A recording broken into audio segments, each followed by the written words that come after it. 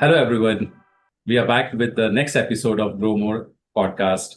And today we have none other than world's most influential voices in space of leadership and coaching, Dr. Marshall Goldsmith with us. What makes, Hello, thank you for inviting me. thank you, Marshall. What makes Dr. Marshall Goldsmith truly remarkable is his deep generosity, practical wisdom, and relentless belief in people's potential to change, starting with themselves. Today's episode is not just an conversation, it is an invitation to go deeper, seeking his inputs on variety of topics, starting from coaching, leadership, life in general. Marshall, we are honored to have you here with us today. And I know that you love to introduce yourself. So while the whole world knows about you, I would still invite you to say in one or two sentences or whatever to introduce yourself, please. Well, hello, my name is Marshall. I'm from a small town called Valley Station, Kentucky. I went to a little engineering school, Rose-Hulman Institute of Technology, where I almost got kicked out, got 5 Ds, barely graduated. But last year I went back and gave the commencement speech and got an honorary PhD. And I said, let's hear it from the bottom of the class. So I got an MBA at Indiana University and a PhD at UCLA, and I was a college professor and dean. And then for 47 years, I've done three things. I've traveled all around the world speaking and teaching. So I've been to 102 countries on American Airlines alone, have over 11 million frequent flyer miles, and I've been to India 40 or 50 times. So I'm a frequent traveler. Then I've coached people. I've been the coach of many wonderful people, probably 200 top leaders around the world. And then I write books and articles. So I've sold about 4 million books, and I've got 4 New York Times bestsellers. And I live in Nashville, and I've been married for 50 years, and life is good. Thank you, Marshall. That's really great. And I'm going to straight away jump into asking you some great questions, starting some powerful conversations. So, Marshall, in your experience, you have been in this space of leadership development for ages. You have been doing it. Maybe I'm not even that old, so many years you've been doing that. So, so in your experience, what separates a great leader from a merely competent one? Well, again, you have to realize I'm not an expert on all elements of leadership. My area is just leading people. And the great people leaders are people who are humble. They're always trying to improve and they're trying to get better, especially in the new world where we live in a period of phenomenally rapid change. So one characteristic is humility. The second is courage. They have to have the courage to make hard decisions. They have to have the courage to look in the mirror. They have to have the courage to try to improve. And then finally, the one that's probably understated is discipline. The great leaders I met are very disciplined people, and they work. They work on and on and on to get better. They don't give up. They work hard. So courage, humility, and discipline are three characteristics I always talk about as number one, important for being a great leader, but number two, very important for improvement as a leader, leadership development. And what do you think are the inner battles that leaders are fighting today that often go unspoken of? Well, I think many people today, including leaders, are afraid. We're living in a world of phenomenally rapid change. On LinkedIn, I'm one of the top 200 or so influencers in the world out of 1.1 billion. So I'm very Wow. familiar with this stuff, right? The world is changing and technology is changing. Yesterday, for example, I was just shown a AI system that will take old video, completely re-edit it, enter B-roll, and put in captions in a matter of a couple of minutes. Well, people used to do that work. And Ah, so what's happened is in the new world, this is real. Artificial intelligence, new technology is changing. And, leaders are basically afraid. They're afraid of being obsolete. They're afraid of the future. And it's tough. This is not, by the way, paranoia is fear that's unjustified. This is not unjustified. This is not paranoia. This is reality. It's hard out there, and the new world is what it is. true, true. And Marshall, since the world is changing so fast, and this is something which no one has ever experienced before. So, what advice do you have for such leaders who are afraid and trying to cope up with this fast change, with roles changing, even jobs becoming obsolete? So, what is the advice that you have for us? First is make peace with what is. Okay. Make peace with what is. I mean, I work often with coaches, and the coaches will say something like this: I'm not sure we should support artificial intelligence. My response is, nobody cares what you think. This train has left the station. You can sit here and say, you might as well say, I'm good at mathematics. I don't support calculators. I mean, grow up. I mean, grow up. This is not going away. This is Right. the new world. You got to make peace. And I think leaders need to make peace. They have to keep learning. They got to Right. go back to school and they got to keep learning. And if you don't keep learning and growing, you're going to be obsolete. So make peace with it, keep learning. What else? Well, number one, make peace. Number two, keep learning. Number three, enjoy it. You're not going to change it anyway. So, Yeah. enjoy the process of change and enjoy it and just make peace with this is the new world. The other thing is, it's tough. I mean, especially for younger people, they need to make peace with the reality of the market out there, which is quite tough and could get tougher. And Marshall, it is equally tough for older people also because younger people are still exposed to some bit of technology. Older people are totally not exposed to technology, isn't it? Well, and again, this is very important. If you look at me, an example, I know it's hard to believe, but I am 76 years old. Well, I've got my own AI computer bot. I'm one of the top influencers in the world. And why? Keep ahead. I did a study of the top 10 influencers in leadership and management in the world, and I'm 28 years older than the average of the other nine. Wow. Well, you know what? That's why you either play the game or you don't. If you want to drop Yeah. out, drop out. Fine, nobody cares. But you're either going to Right. be in the game or you're not. If you're in the game, you got to keep up. Right. And if you don't keep up, you're not in the Sure. game. That's it. Right. That's right. So boiling back to the discipline aspect of being a leader, be at it till you make it. Yeah. Yeah. And Okay. again, So you're not going to be a technologist. right. I You don't mean, need to be. You don't need to be a technologist. I am not a technologist. Yeah. What I tell people is I have an honorary PhD in engineering. I'm not a real engineer. I just have an honorary PhD in engineering. I'm not a real engineer. I am not an expert on technology as such. On the other hand, I know how to use technology. I spend more than half of my time is spent now working with new technology. So what is the secret? I mean, just keep being at it, trying to do the best, or is there something more than that? Well, the secret is they're not used to this.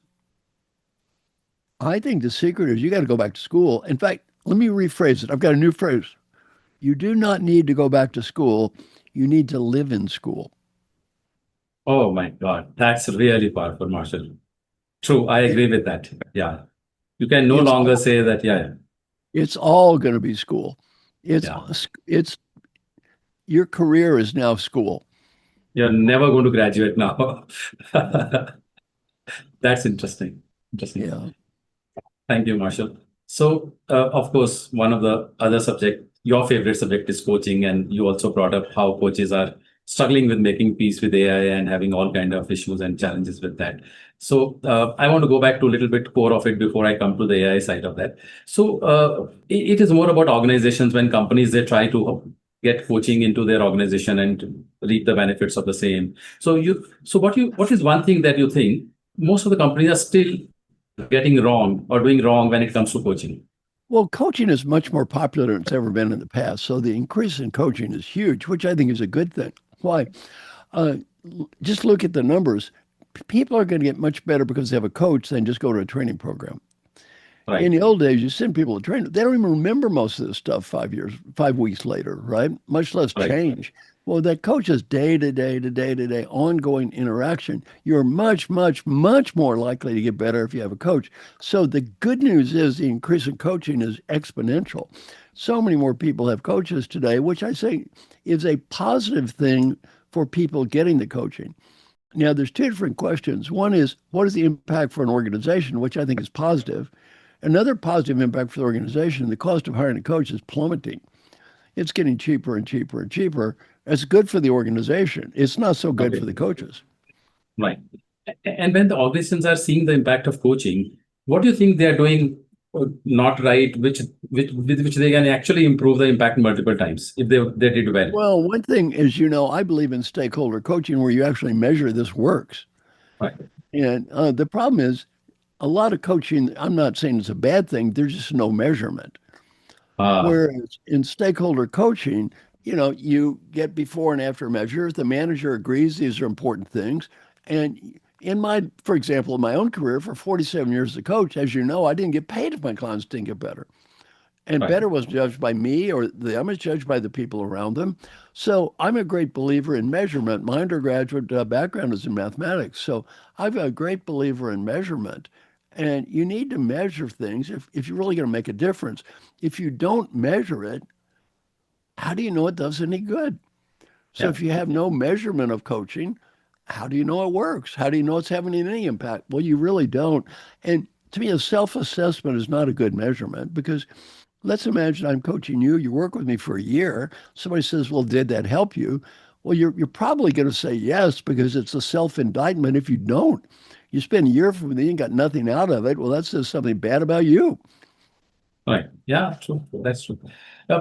Definitely, there has to be an element of measurability. The challenge with the leaders often is, and especially the sponsors also, that they don't want to go to that level of measurability. I don't know how can one convince an organization that measurability is important and engaging stakeholders is important. Well, I mean, to me, as you know, what I do for a living, or what I did for a living, is pretty simple. I interview the stakeholders, and people ask me, um, how does the company know what you do is worthwhile? I do not tell them it's worthwhile. They tell me it's worthwhile. So Right. I say to the CEO, look, let's say I'm working with a future CEO. I will work with this person for 1 year. If the person gets better at these behaviors as judged by these people, is it worth this money? Yes or no? If the answer is no, don't hire me. If the answer is yes, you can't lose. If they get better, I get paid. If you don't, it's free. Well, I was always ranked #1 coach in the world. You just heard the answer. That's pretty simple Right. stuff. So thank you. Thank you much. By the way, That's right.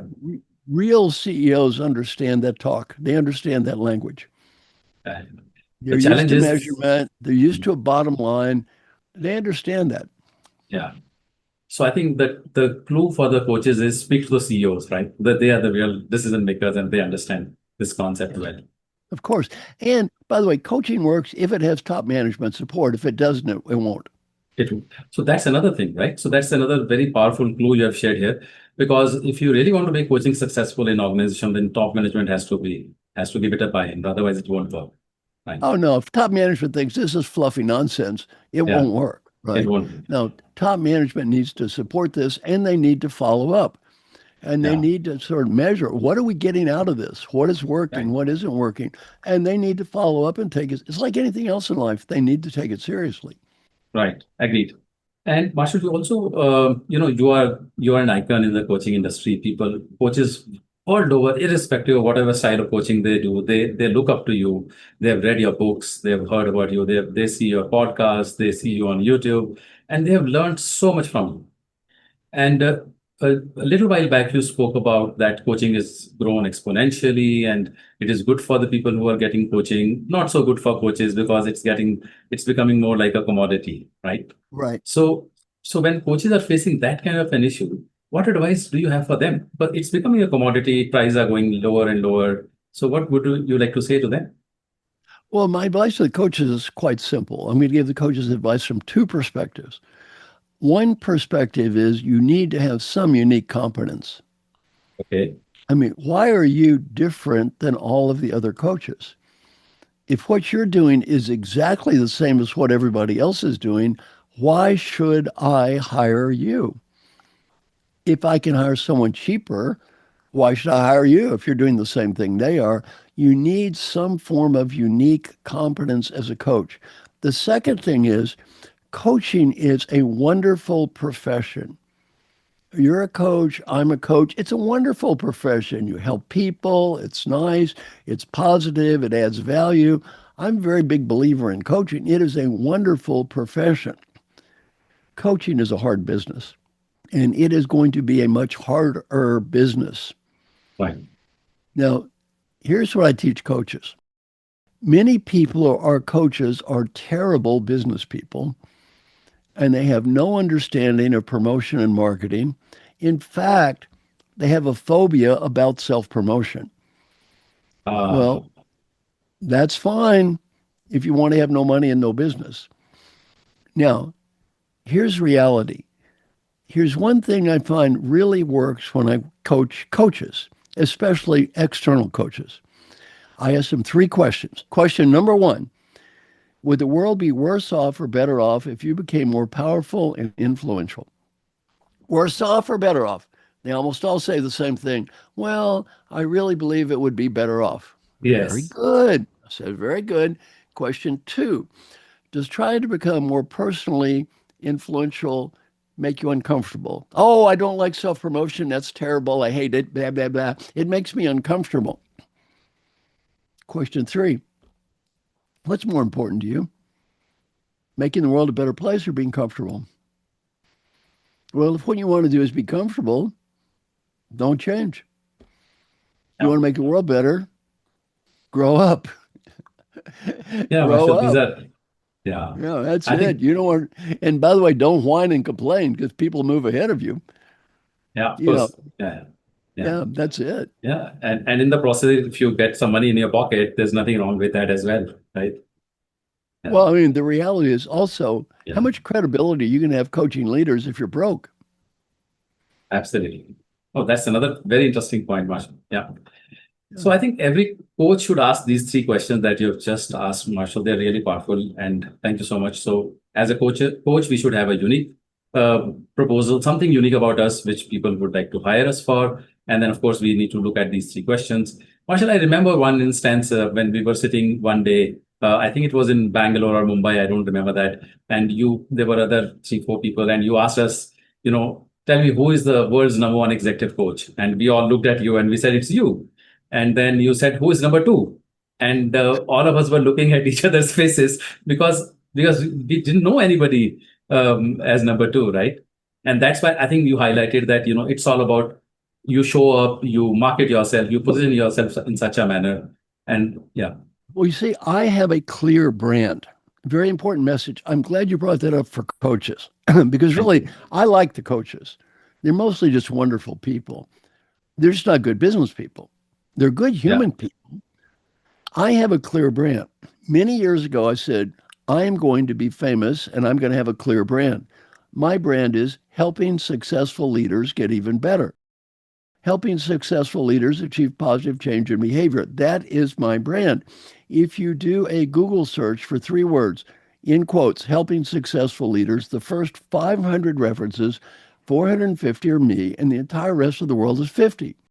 Okay, who's in second place? Nobody knows. Nobody knows. Yeah. Well, that's what you've got to do. You need to have a special brand, something unique. Why you? Why you as opposed to anybody else walking down the street? So, and if you don't do that, just saying, well, I'm a nice person, I want to help people get better, that's nice. So does everybody else. Yeah. Yeah. And there are many other professions which also do the same thing. So what That's it. separates you? Yeah. Yeah, you Interesting. need to have as a coach, you need to have a unique brand identity. And we're talking about leaders as well. In the future, leaders are going to have some special identity too, because, you know, you're going to have to be able to manage people in a very rapidly changing environment. So, why should I hire you as a leader? All right. Yeah. So, Marshall, you have often spoken about multiple topics, and one of my favorites is letting go versus holding on. Right? You are a great supporter, propagator of letting go, and you Right. have worked with the top leaders in the world. And so, what's one thing they find hardest to let go and release? Well, I mean, the leaders I've coached, I'm asked the question, what's the number one problem? The answer is winning too much. Now, what's that mean? If it's important, you want to win. If it's meaningful, we want to win. If it's critical, we want to win. If it's trivial, we want to win. If it's not worth it, we want to win anyway. The people I coach are winners. Winners love to win. It is hard for winners not to constantly win. So, for example, you want to go to restaurant X, your wife, husband, or partner wants to go to Y, you have an argument. You end up going to Y. It wasn't your choice. The food tastes awful. What do? A, critique the food. Point out my partner was wrong. This mistake could have been avoided if you listen to me. Option B, shut up. Eat the dumb food, enjoy it, and have a nice night. What would I do? What should I do? Almost all my clients, what would I do? Critique the food. What should I do? Shut up. Another example, you have a hard day at work. You come home. Your wife, husband, or partner's there. The other person says, I had a hard day. I had such a hard day. What do we say? You had a hard day. You had a hard day. You have any idea what I had to put up with today? We're so competitive, we try to prove we're more miserable than people we love. Yeah. I gave that example in one class. A young guy raised his hand at Dartmouth. He raised his hand. He said, I did that last week. I said, what happened? He said, my wife looked at me and said, honey, you just think you've had a hard day. It's not over. Not over. Yeah.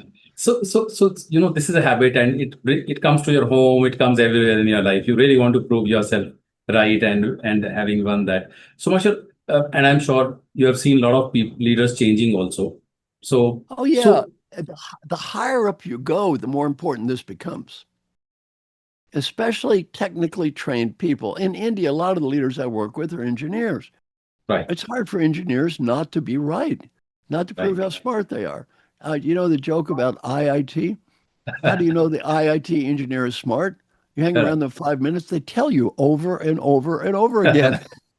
Well, I know. it's very hard not to prove you're right all the time, not to prove Right. how smart you are all the time. Right. Another second problem is adding too much value. Let go of that. I'm young, smart, enthusiastic. I come to you with an idea. You're my boss. You think it's a good idea. Rather than say good idea, what do we say? Oh, that's a nice idea. Why don't you add this to it? Well, the problem is the quality may go up 5% of the idea. My commitment goes down 50%. It's not my idea, boss. Now it's your idea. Yeah. It's very hard for smart, successful people not to constantly add value. True. So much of today's episode is going deeper, asking you some powerful questions to get powerful wisdom out of you, I would say, and from your experience. So I know it is really hard to not win, to not add more value. What advice you have for such leaders? What should they start? Should they start doing this, letting go of these two things? Very good. Breathe. Breathe. Slow down your 287-mile-an-hour brain. Breathe. Before you speak, ask a question at work. Will my comment improve this human being's commitment? Will they be more committed or less committed based on what I'm going to say? If the answer is more, good. If the answer is less, breathe again. One question, is it worth it? Now, sometimes it is. Sometimes it's worth it. But often it's not worth it. One of the great CEOs I coached was the CEO of GlaxoSmithKline, J.P. Garnier. He said that was the best thing I ever taught him. If he would stop and breathe, he said at work, 50% of the time, if he had the discipline to stop and breathe and say, is it worth it? You know what he decided? Am I right? Maybe. Is it worth it? No, it's not worth it. At home, by the way, if you have to ask at work, about half the time it isn't worth it. If you ask at home, if you have to ask, it is almost never worth it. Now, is this comment going to improve my relationship with the person I love? If the answer is no, should I say it? Well, probably not. Not. Maybe you're right, and who cares? Right. Absolutely. Yeah, you're right, and nobody cares. True. Peter Drucker taught me our mission in life is to make a positive difference, not to prove we're smart and not to prove we're right. Very, very few people deeply understand that. Our mission in life is to make a positive difference, not to prove we're smart and not to prove we're right. Yeah. True. Yeah, Marshall. And I've been hearing you of late, especially last 5-7 years. Since you're not traveling much, coming to India, earlier you used to be here and we would often meet. So I've seen a bit of a change. Like, since you're not traveling, you're there and you're staying at one place, and probably you're talking to the whole world and maybe influencing many, many millions of lives more than when you were traveling, I would say. And of course, your conversations have become much more deeper, and they've changed to leadership, coaching, and then also about life. Right? Yes. So you have also started speaking about life quite a bit. So what do you think? How can a person truly measure whether they have lived a successful life or not? What is the measure of a successful life? Well, if you look at the broader concept of life, a few things. What matters in life? What matters? Well, there's only a few things that matter. One is take care of your health, but I'm not a medical doctor, so I'm not an expert on that. Number two is have great relationships with people you love. And I talk a lot about that. Ask for input, listen. Number three, you need to make enough money to be comfortable and have a nice life. But that's it. I mean, middle class income, that's about it. After that, there's very low correlation between money and getting and happiness. What does matter? Three things. One is you need a higher purpose. As a human being, you need to answer one question. Why? In the new world, you're going to work hard. And it's not going to be a vote. Well, why? Why am I working all these hours? Why? What is my higher purpose? Two, you still need to achieve. Your achievement needs to be connected to your higher purpose. And then three, you need to love the process of what you're doing. If you enjoy the process of what you're doing, you enjoy it, and you're achieving, and it's connected to a higher purpose in your life, you won. Now, I mentioned IIT. I gave a talk there not too long ago, and I thought no one would care. I was talking about my book, The Earned Life, a Buddhist book. I thought, well, they're going to say, old man. It's not technology. The place was full. Right. I started talking about life. 10 kids started crying. They never had a life. All they did was work. Who was happy and who was crying? The kids that just loved technology and loved what they were doing, they weren't crying. They loved it there. They were having a great time.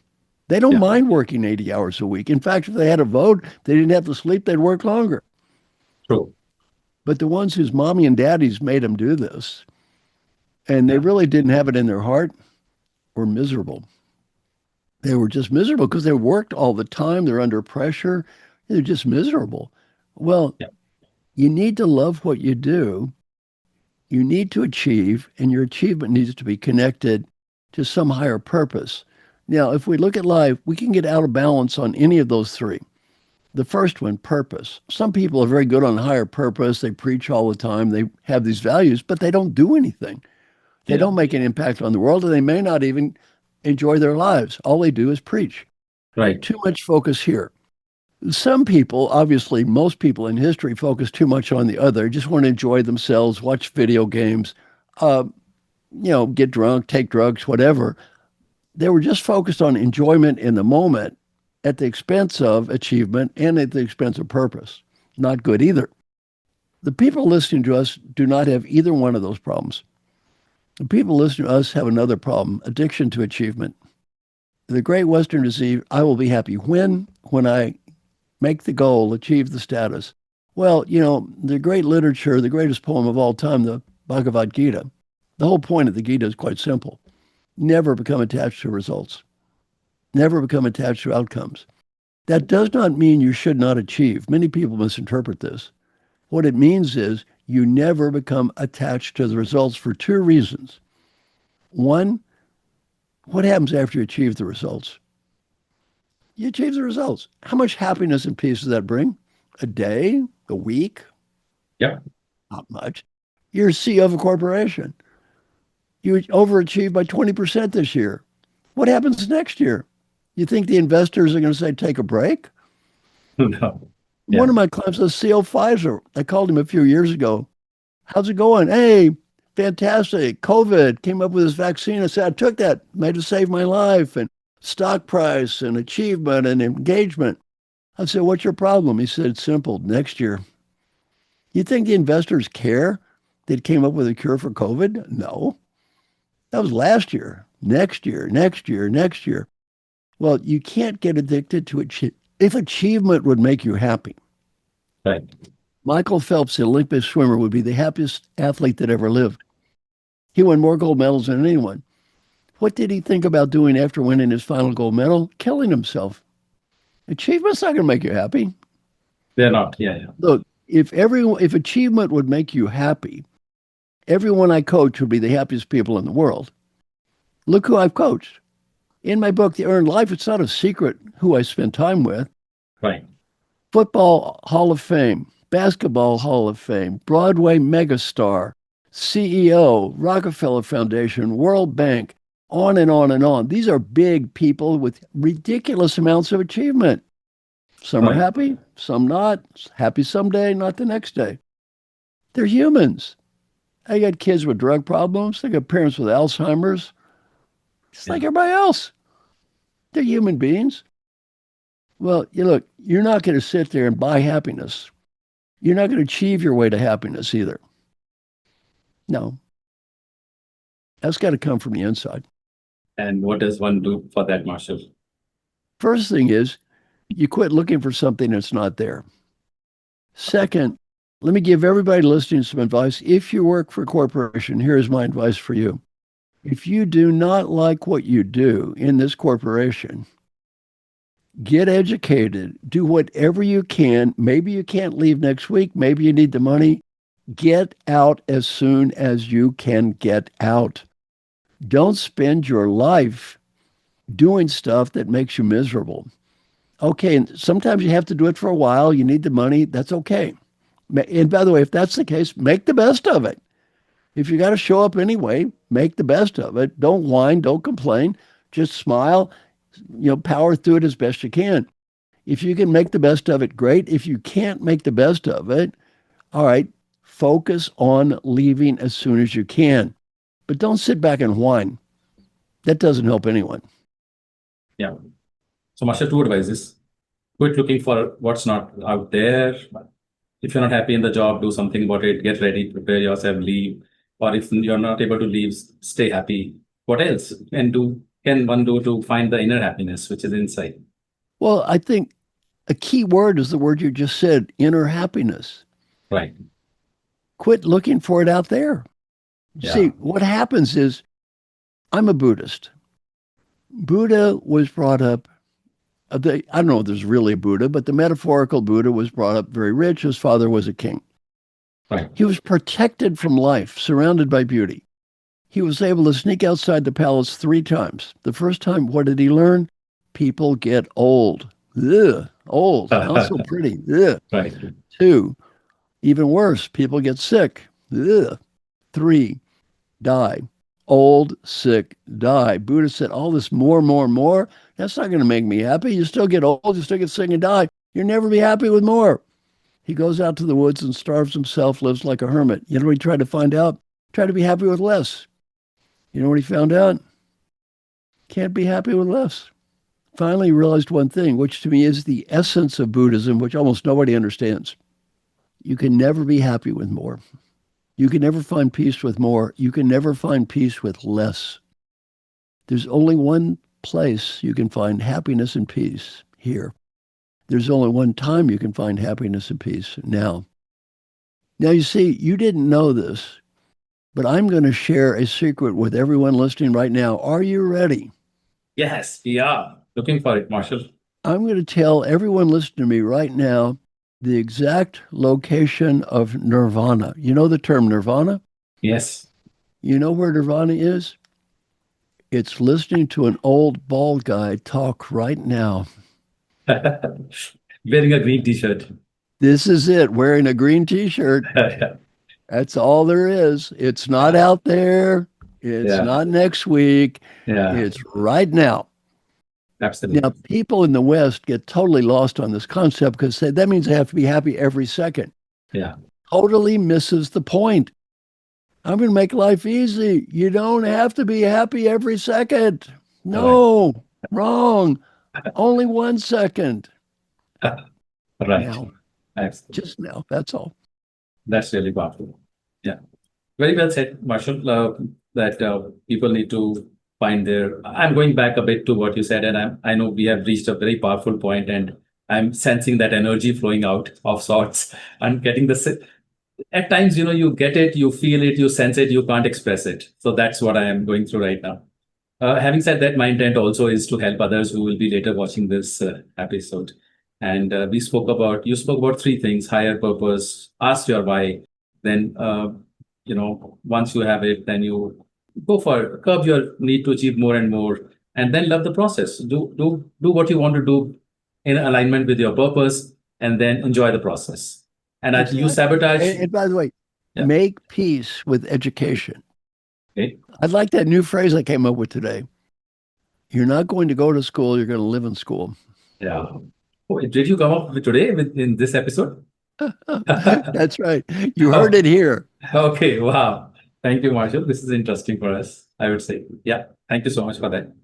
Okay, Marshall, I have something exciting planned for you, which I'm sure is going to help make other people also excited as they later watch it. And this is what we call as a rapid fire round. Okay. I'm going to ask you some questions. Okay. And you will have like 5 seconds or maybe less to answer. Yeah, okay. All right, let's get going then. My first question. One belief you have changed your mind on in last 10 years.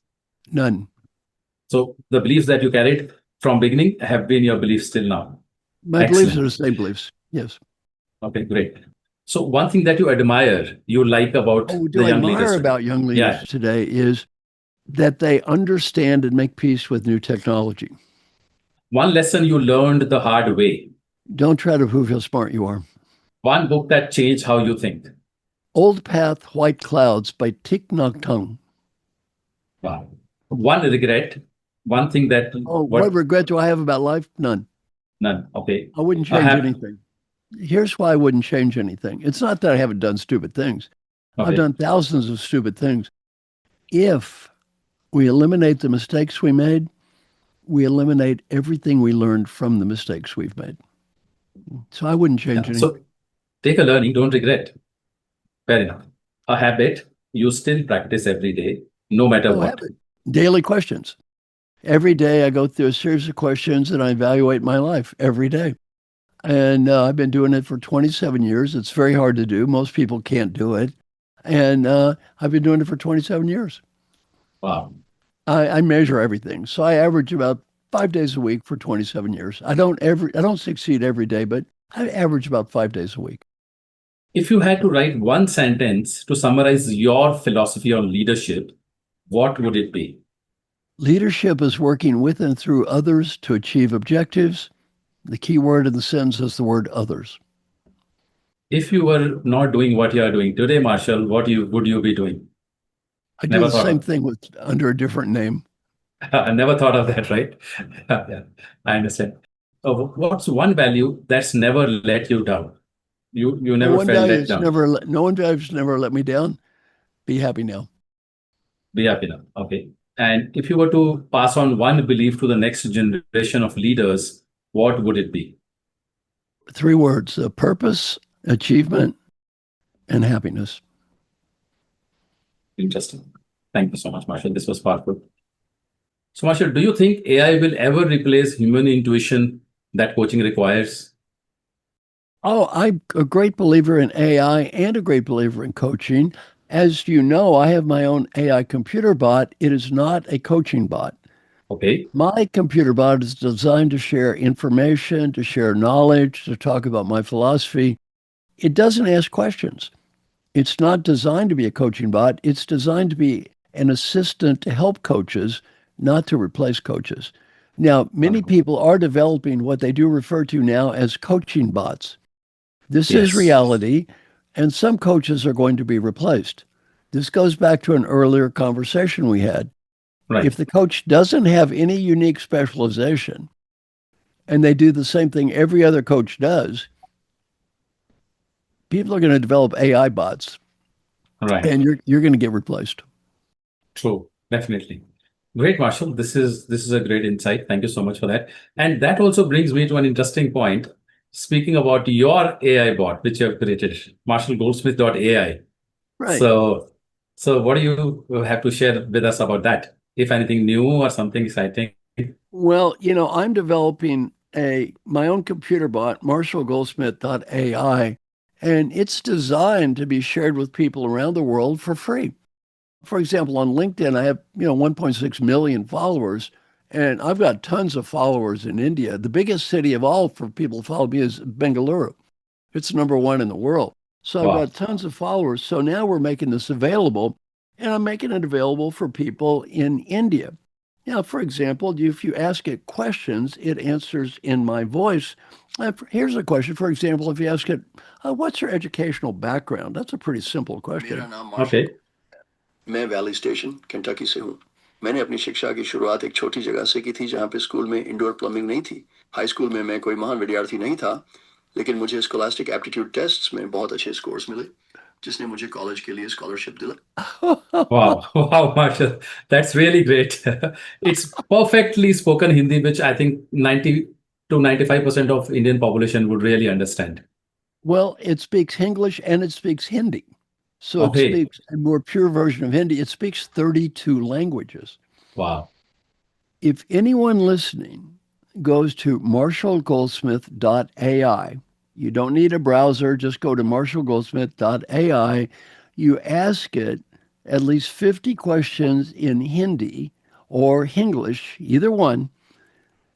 Send me an email. I always trust people. Send me an email. You say, I did it. I ask it 50 questions. Here's what I learned. Let me know what you learned, what worked, what didn't. We're testing it. If you do this before July 8th, I'm going to invite you to a free Zoom call, 1 hour coaching session. All you do is send me the email. I'll send you back a link and you'll be invited. Thank you, Marshall. That is exciting. So, Marshall, as we take a pause, and there's so much of you have spoken about leadership coaching, life in general, and so much is there on internet, on YouTube, etc. And today you gave us one very powerful concept of living in the school rather than getting educated. So, what would be one last advice that you want to share with the audience as we kind of close and wrap up for the day? My final advice is always the same: breathe. Imagine you're 95 years old, you're getting ready to die, and you're given a great gift: the ability to go back in time and listen to the person who's listening to me right now. What advice would the wise 95-year-old you, who knows what matters, what didn't, what was important, what wasn't, have for the you that's listening to me right now? What advice would that old person have facing death? Whatever you're thinking now, do that. In terms of performance appraisals, that's the only one that matters. The old person says you did the right thing, you did. The person says you made a mistake, you did. You do not have to impress anyone but that one old person. Well, what advice do old people have when you ask them this question? 3 themes. Number 1, be happy now. Not next week, not next month, not next year. Be happy now. Don't get lost in I'll be happy when. Some people Okay. listening, you know what people would be thinking? Easy for you to say, you're rich. Yeah, I'm rich. You sold a million books. I've sold millions of books. I'm 76 years old. Let's say you're 36. Send me the 40 years. I'll give you a few books. I can't do that. Yeah, Yeah, don't get so busy looking at what you don't have. You don't see what you do have. Number 2 is right. friends and family. Don't get so busy climbing this ladder, you forget about that. And number 3, just go for it, just you may not win, but at least you tried. Business advice isn't much different. Number 1, life is short. Enjoy what you're doing. And we talked about this. If you don't enjoy it, get out, Yes, leave, absolutely. and do whatever you can do to help people. All you coaches, the main reason to tell people is not about money anyways. It's a good thing to do. You'll be proud of yourself. And then finally, look, go for it. Establish that unique identity. Take a risk. The world's moving on. Just go for it. Move with it. Yeah, thank you And so much, finally, Marshall. my mission is very simple. I just hope you, person listening right now, whoever you are, just have a little better life. If I've said anything, help you have just a little better life, here's a good use of my time. Definitely, Marshall. Not little. It will impact millions of people's lives. Thank you so much for this. And we do look forward to invite you again sometime in the near future on this Grow More podcast Thank you. episodes. Thank you for your Thank great you. work.